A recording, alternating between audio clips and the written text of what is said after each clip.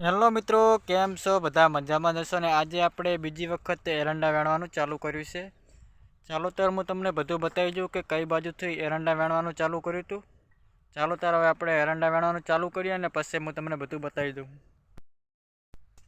Hello મિત્રો, કેમ છો? બધા મજામાં જશો ને? આજે આપણે એરંડા વેણવાનું ચાલુ કરી નાખીશું. જુઓ, આ હાથમાં પકડશે ને આ થેલી છે, થેલીમાં એરંડા વેણવાનું ચાલુ કર્યું છે ને આમાં એક વખત તો વેણી દીધા હતા.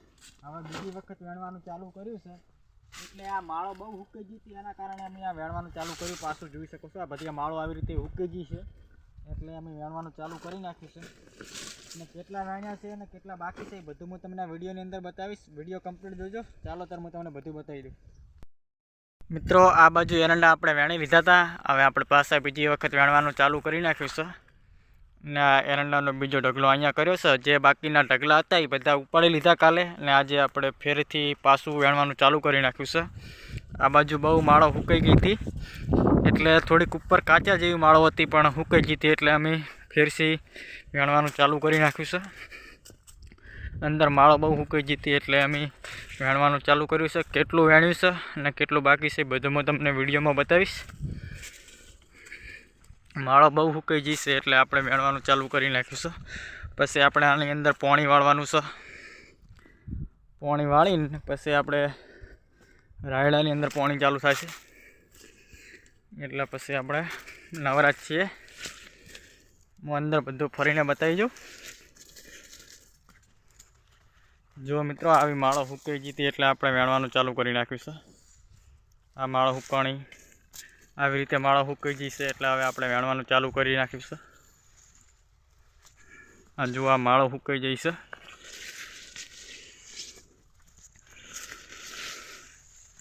એટલે આપણે વેણવાનું ચાલુ કરી નાખ્યું છે.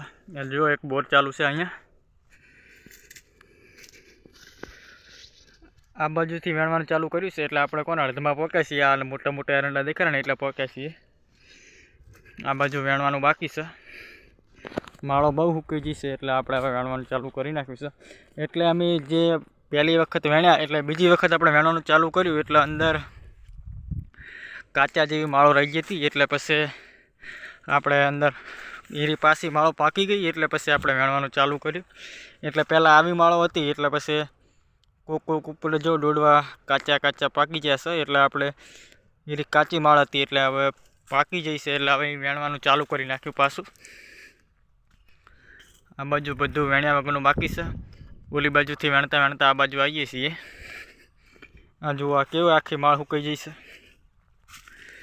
એટલે એકદમ એવો રોગ આવી ગયો છે એટલે માળો બહુ સુકાવા માંડી છે ને એરંડા પણ થોડાક બગડવા માંડ્યા છે એટલે અમે ફરીથી વેણવાનું ચાલુ કરી નાખ્યું છે.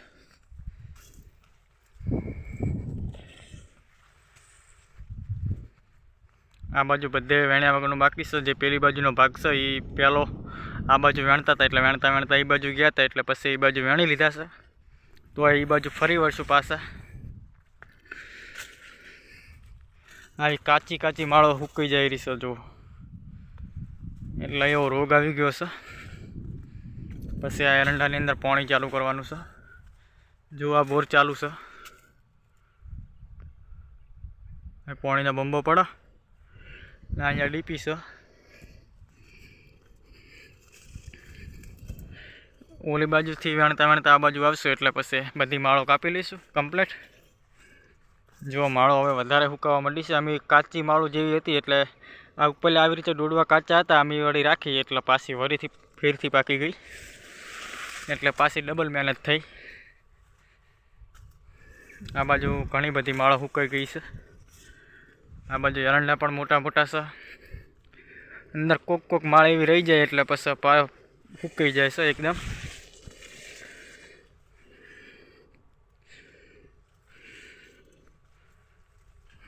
આ બાજુ બહુ એરંડા મોટા છે. નીચેનો નજારો બતાવું જુઓ.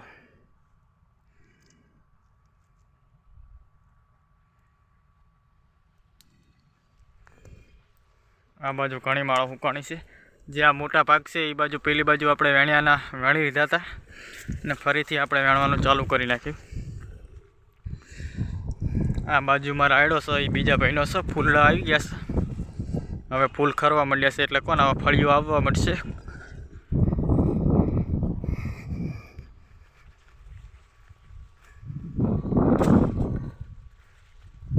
બસ વિડીયોની અંદર આટલું જ. વિડીયો ગમ્યો હોય તો લાઇક, શેર અને સબસ્ક્રાઈબ કરવાનું ના ભૂલતા. દરરોજ હું આવા ખેતીવાડીના વિડીયો લાવતો રહીશ. થેન્ક યુ મિત્રો.